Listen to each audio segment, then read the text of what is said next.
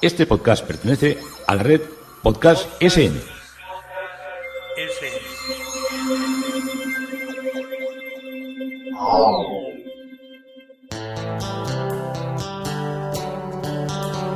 Historia con sentido.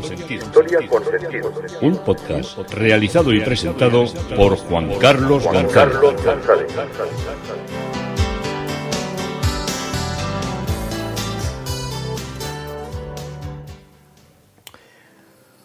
Un saludo a cuantas personas se acercan a través de las redes sociales, de Facebook, de Twitter, de mi página web de Historia con Sentido y de la red de Podcast SM. Yo soy Juan Carlos González y un día más encantado de poderos acercar una parte de la historia. Estamos de la mano de Caravaggio en Nápoles, estamos en la Pia Misericordia o Pia Casa de la Misericordia de Nápoles, un magnífico edificio, un cuadro de Caravaggio descomunal, y el título propuesto hoy son Las 7 obras y sus pintores, porque aparte del cuadro de Caravaggio hubo grandes pintores que también colaboraron, cada uno reflejando uno de las obras para de alguna manera identificarla los fieles que acudían a la iglesia a orar, a visitar o a colaborar y ayudar. Nos habíamos quedado el otro día en todas estas cosas que os cuento yo en este Cuéntame personal, en lo que era la vida de los quintos y de cómo pedíamos dinero para hacernos la comida de la quintada de ese día, la multitud que éramos, el estruendo que armábamos y cómo discurría el día de los quintos, muy distinto, como os he dicho, al día de los quintos y quintas que se celebran ahora para recordar tiempos pretéritos y que a mí la verdad no me emocionan demasiado. Bueno, pues nos juntábamos en una esquina del pueblo y había un elemento que era muy importante. Tenía que haber siempre un burro. ¿Es un burro? ¿Un burro? Pues sí. Tenía que haber un burro porque con el burro se hacían algunas funciones que ahora os contaré. Había burros, claro, en muchos de los caseríos. Yo creo que prácticamente en aquellos años, en todos, había 1, 2, 3, incluso más burros. Muchos los empleaban para bajar por diversos atajos o por caminos muy, muy, muy pequeñitos, por los pinares, para bajar la leche al pueblo, porque entonces luego sí que había cooperativas, pero también había mucho de lo que era la venta de la leche al detalle en las casas. Entonces los distintos caseros y las distintas caseras, los caseros estaban muchos en el caserío, pero también estaba en la fábrica. Siempre recuerdo, cuando hablo de caseros y de caseros de los que conocí yo, con el mayor respeto y nunca con la idea de que eran gente sin conocimientos. Muchos tenían una gran sabiduría mirando al campo, a las plantas, a la naturaleza y a los animales, y probablemente mucho más sensibilidad que muchos que estaban haciéndose ricos en talleres y en almacenes y en otros menesteres. Entonces, como os digo, teníamos que tener un burro, porque una parte de los quintos se pasaban con ese burro por los distintos caseríos a que les dieran algo de ayuda. O algunos igual la ayuda al que te daban eran quesos, unas botellas de sidra, unas botellas de vino, o alguno que hacía matanza, un par de chistorras y tal. Y eso se hacía muy temprano por la mañana. Prácticamente había que ir con el burro. Yo no llegué a ir, pero había que ir con el burro, yo creo que antes de que saliera, bueno, mucho antes de que saliera el sol, porque en noviembre en las latitudes nortes pues salía el sol muy tarde, prácticamente a las 8:15, 8:20, y ya antes ya andaban yendo por los caseríos. Probablemente los que solían ir eran los que eran quintos, hijos de los distintos caseríos, que esos no tenían ningún problema, tenían que bajar al pueblo, pues cogían el burro, lo cogían con el ramal, con la cuerda, y van pasándose por los caseríos, iban haciendo la primera parte de la colecta. Ya os dais cuenta de esto casi parece el Quijote ahí de las historias que os estoy contando.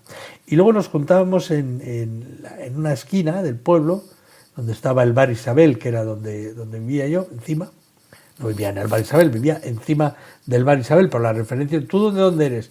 Pues yo de encima de encima del Bar Isabel, era la casa. Pues las casas en algunos sitios poderosos sí que tenían el nombre de yo que sé, Grupo San Sebastián o Grupo San Cristóbal o Grupo, en fin, o Poblado Aparicio, había nombres muy rimbombantes, pero el mío no, era el nombre del bar, encima del Bar Isabel. Y nos juntábamos ahí y allí ya, pues si había chistorras o cosas, pues más o menos te las freían. Y allí ya la primera ronda de vinos y de cafés, de alguna manera te invitaban, porque éramos jóvenes. Y allí había cerca un paso nivel con barreras, que era el que empleaba el tren. Entonces ese día el paso nivel con barreras había una especie como de entente cordial, era de los ferrocarriles de la Diputación, de los ferrocarriles ZZ, ferrocarril Zumárraga-Zumaya, y ese día las barreras estaban a disposición de los quintos. Y me diréis, bueno, pero ¿qué pasa que no pasaban trenes? Sí, los trenes pasaban y el guardabarreras, que era Chinchetu, que era el que tenía que bajar las barreras. Esto se hacía de un modo prehistórico, os estoy hablando antes del año 1980, y el tren, eso sí, era eléctrico, porque era de los primeros ferrocarriles electrificados en el año 1921, entre 21 y 24, no me acuerdo ahora la fecha exacta. Entonces, cuando se aproximaba la estación, había una recta y había un disco de chapa, que era un disco por una parte blanco con un redondel rojo, como una señal de tráfico. Entonces, si ese círculo estaba en diagonal, el guardabarreras que estaba al final de esa recta entendía que el tren no venía. Entonces, cuando llegaba a ese punto, el tren se paraba a unos 300 metros de la estación, tocaba la sirena, que era muy característica, un ulular que tenía entonces bastante largo y bastante profundo. El maquinista ponía el freno, se bajaba de la cabecera, porque las máquinas tractoras de los trenes no eran una máquina y luego el vagón, sino que en el caso de estos trenes electrificados, que eran de madera y de chapa, tenían en la cabecera la tracción, el motor de tracción lo tenían adelante en la cabecera. Entonces se bajaba y movía una especie como de mecanismo por el cual el círculo ese rojo, el círculo blanco que estaba del lado opuesto, se giraba de frente, y por un alambre también se giraba de frente otro muy cerca de la estación de donde estaba ya el guardabarreras. Entonces, al ponerse los dos discos cerrados, el guardabarreras bajaba las dos barreras, pasaba el tren, levantaba las barreras y se volvía a la circulación normal de tráfico. Fijaros de qué prehistoria os hablo, La señalización se movía con un alambre largo que movía la señalética. Entonces había un puente y luego estaba el paso a nivel. Entonces nosotros nos dejaban las barreras y ¿qué hacíamos? Tener las barreras bajadas. Esto solo lo he vivido aquí y luego lo volví a vivir muchos años después en Venezuela, también con fines de sacar dinero, pero allí lo llamaban la requisa, aquí nosotros lo llamábamos los quintos, que consistía aquí en bajar la barrera, y cuando llegaba un coche tenía que pitar, pues allí estábamos en el puente, estábamos 200, 300, 400 personas que éramos los quintos con nuestro burro ahí agarrado del ramal, y cuando venía un coche abría la ventanilla y tenía que echar una moneda. Si era el padre de alguno, pues echaba un billete, si era alguno más potente, y bueno, si venía el autobús lo íbamos a dejar pasar, pero tenía que pasar tocando la bocina. Y luego nos íbamos todos al restaurante El Paraíso, qué nombres más ensoñadores. Y allí nos preparaban una alubiada, que eran alubias negras con morcilla y chorizo, y yo creo que no nos daban alguna cosa más. Igual nos daban a repetir tocino o alguna cosa así, pero allí se acababa todo lo que era eso sí, bien regado. O sea, lo de la bebida entonces era un absoluto despropósito. Se bebía, ya estaba la gente a las antes de ir a comer ya estaba con el morro. Esto pasaba por la mañana hasta las 2, ya luego todos nos íbamos, porque incluso llegaba a haber 2 turnos para comer porque éramos tantos, y allí luego se acababa cantando y bailando por ahí por la calle, dando brincos hasta que llegaba el anochecer. Bueno, pues ya os digo, todas estas eran nuestras vivencias del Comptamé del Día de los Quintos alrededor de Santa Lucía, con un burro por los caseríos, con un burro pidiendo allí con unas barreras cerradas para que la gente tuviera que frenar, pararse y darnos un estipendio para hacer nuestra comida de quintos. Qué distinto aquel país, qué distinto aquellas realidades a entonces. Como distinto era la interpretación y el arte que acompañaba a Caravaggio y a los maestros que en Nápoles estaban animados a ilustrar las 7 obras de misericordia. Pero para quienes desconozcan la doctrina eclesiástica, hay que decir que desde el Concilio de Trento habían sido establecidas según el siguiente orden. Era visitar y cuidar a los enfermos, dar de comer al hambriento, dar de beber al sediento, dar posada al peregrino, vestir al desnudo, redimir al cautivo, visitar también a los encarcelados, porque no siempre se podía redimir al cautivo, y enterrar a los muertos. ¿Cómo hacerlo? ¿Cómo crear hacer estas 7 escenas? ¿Cómo integrarlo en una?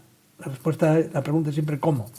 Naturalmente se pensó en alegorías y acorde con su particular visión del arte, Caravaggio sitúa la escena en una calle, en una de las muchas calles abigarradas en Nápoles, estrechas. La escena transcurre de noche, como no, él era un pintor tenebrista, lo cual no significaba que era adicto a las tinieblas, sino que había sido capaz de descubrir la luz y de jugar con sus contrastes. Era mucho mejor situar la escena de noche, ya que el tema, la misericordia, ciertamente con connotaciones trágicas lo requería. Caravaggio era un innovador y dispuso la obra de una composición en donde se combinan las líneas helicoidales y las diagonales para dar una sensación de cosa abigarrada, pero a la vez de movimiento. Y nos dispone a un foco de luz que casi podemos adivinar de dónde procede, pero que no lo vemos.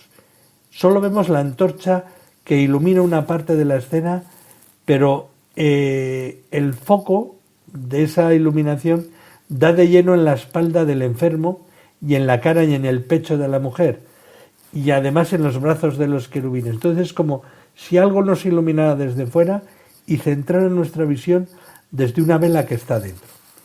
Es una composición fotográfica, como parada en un momento, pero nadie estaba preparado para ser fotografiado, porque entre otras cosas no existía el concepto de la fotografía, pero él es el pintor el que los acaba por descubrir, como si ocurriera, como os digo, en la misma calle donde está el oratorio y nos sorprendiera al salir. Esa es una escena que podíamos vivir a la noche cuando salimos de la calle. En una esquina podía estar pasando esto. Ahora pasaría de una manera distinta, no a la vez, pero todavía hay situaciones que muchas veces son dramáticas y que nos recuerdan y nos retrotraen al momento en que Caravaggio estaba paseando por Nápoles y estaba cogiendo la idea que en este arte barroco tan denso en significados, tan atormentado y tan complejo en la creación artística, pues nos estremecemos ante lo que es el ensalzamiento de lo cotidiano, por decirlo de alguna manera, y son los pobres y desgraciados de cada día los que están siempre en la calle, los que se mueren, los pícaros. Esos son los que forman el corpus de personajes que pinta Caravaggio para las obras de la misericordia. Caravaggio se encuentra en Nápoles, es la ciudad más grande de Europa en aquel momento, unos 300.000 habitantes, 3 veces más que en Roma. Roma nos parece inmensa, pero esto tenía más gente. y después de huir de Roma, en donde el 28 de mayo de 1606 mató